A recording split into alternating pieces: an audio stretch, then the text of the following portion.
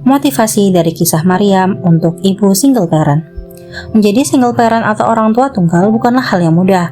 Orang tua yang lengkap saja seringkali mengeluh dan menderita karena menemukan banyak tantangan berat dalam mendidik anaknya, apalagi seorang ibu yang harus menghadapi semuanya sendirian tanpa pendamping. Dalam surat Maryam ayat 22-23, Allah mengabadikan kisah bagaimana Maryam melahirkan dan mengasuh anaknya tanpa suami ataupun keluarga. Maka Maria mengandungnya, lalu ia mengasingkan dirinya dengan kandungannya itu ke tempat yang jauh. Kemudian rasa sakit akan melahirkan anak itu memaksanya bersandar ke pangkal pohon kurma. Ia pun berkata, "Aduhai, alangkah baiknya aku mati dan aku menjadi tak berarti bagi orang lain lagi dilupakan." Ayat ini menggambarkan kondisi fisik dan psikologis Maryam saat mengandung. Rasa sakit luar biasa ia rasakan menjelang kelahiran putranya, dan beban sebagai calon ibu tanpa suami sedikit banyak memengaruhi jiwanya. Bagaimanapun, ia adalah seorang perempuan yang memiliki sisi emosional yang dominan. Ia nyaris putus asa dengan berpikir ia lebih baik mati saat itu juga. Ia berpikir ia lebih baik dilupakan oleh orang-orang yang pernah mengenalnya.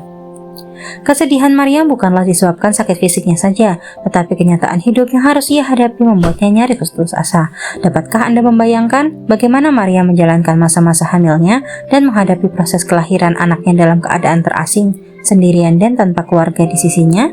Selain itu, ia pasti memikirkan bagaimana beratnya menghadapi tanggapan buruk dari masyarakat jika mereka tahu tentang kelahiran anaknya. Namun Allah tidak membiarkan perempuan ini merasa sendirian dan diacuhkan. Allah lalu mengutus malaikat untuk menghibur Maryam dengan memberikan jaminan hidup dan keselamatan ia dan anaknya. Allah berfirman, maka Jibril menyuruhnya dari tempat yang rendah, "Janganlah kamu bersedih hati. Sesungguhnya Tuhanmu telah menjadikan anak sungai berada di bawahmu, dan goyangkanlah pangkal pohon kurma itu ke arahmu. Niscaya pohon itu akan menggugurkan buahnya yang matang kepadamu. Maka makan, minum, dan bersemangatlah kamu. Jika kamu melihat orang lain, maka katakanlah, sesungguhnya aku bernazar untuk berpuasa kepada Tuhanku, maka aku tidak akan bicara dengan seorang manusia pun hari ini." Kalimat "janganlah kamu bersedih hati" menjadi bukti bahwa Maryam memang merasakan kesedihan sebagaimana kesedihan perempuan yang single parent pada umumnya. Meski Maryam diberikan beberapa karomah oleh Allah, akan tetapi ia tak lain hanyalah seorang manusia biasa. Ia sama dengan orang lain yang membutuhkan makan dan minum sebagaimana ditegaskan oleh Allah dalam surat Al-Maidah ayat 75. Dan ibunya seorang yang sangat benar. Keduanya, Isa dan Maryam, biasa memakan makanan. Namun kesedihan berlipat ganda yang dialami Maryam tidak membuatnya melarikan diri dari kenyataan. Meski sempat putus asa, Maryam dengan tabah menemui kaumnya setelah melahirkan Isa.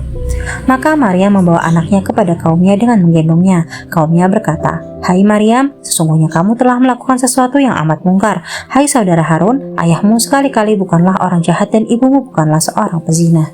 Apa yang membuat Maryam begitu tegar menghadapi takdir hidupnya meski ia harus menghadapi semuanya sendirian? Ia sedikit pun tidak gentar meski harus menerima caci maki dan tuduhan miring dari masyarakat. Kenyataan bahwa ia melahirkan seorang anak tanpa suami bukanlah sesuatu yang sepele. Maryam bahkan mempertaruhkan nama baik ayah dan ibunya yang terkenal sebagai keluarga terhormat lagi soleh. Berdasarkan kisah ini, kita dapat mengambil banyak hikmah kehidupan untuk dijadikan teladan.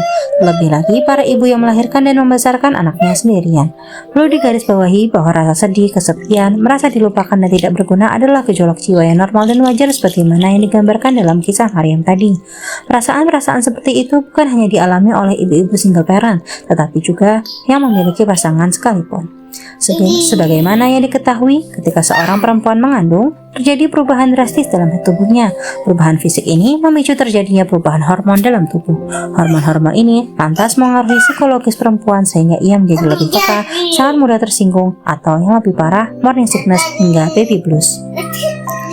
Di sisi lain, seorang perempuan memang telah diberikan oleh Allah ketangguhan seorang ibu yang tidak dimiliki oleh kaum lelaki, sehingga ia mampu mengandung selama berminggu-minggu, lalu menghadapi rasa sakit saat melahirkan dan membesarkan anaknya. Hal ini adalah keistimewaan seorang ibu yang seharusnya disyukuri oleh kaum Hawa. Selama mengandung, Maria memilih mengasingkan diri dari masyarakat. Selain untuk menghindari tanggapan negatif masyarakatnya, Maryam juga ingin menjalani proses persalinannya dengan tenang. Meskipun di tempat yang asing, ia yakin bahwa Allah senantiasa ada bersama hamba-hambanya. Ketika tak ada seorang pun yang berada di sampingnya, ketika tak ada siapa-siapa yang membantunya, Maryam tetap percaya bahwa Tuhan tak pernah membiarkan hamba yang dikasihinya sendirian. Pada masa-masa sulit seperti itu, Maryam lebih banyak berdoa dan mendekatkan diri kepada Allah sehingga ia semakin dekat kepada Tuhannya, melebihi saat-saat sebelum ia terpilih menjadi calon ibu. Ia tidak marah atas takdir yang dijalaninya, sebaliknya ia justru menerimanya dengan penuh tawakal. Ujian yang berat tidak membuatnya menjauh, tetapi justru menjadikannya semakin taat. Allah pun memuji sikap Maryam tersebut dalam surat At-Tahrim ayat 12.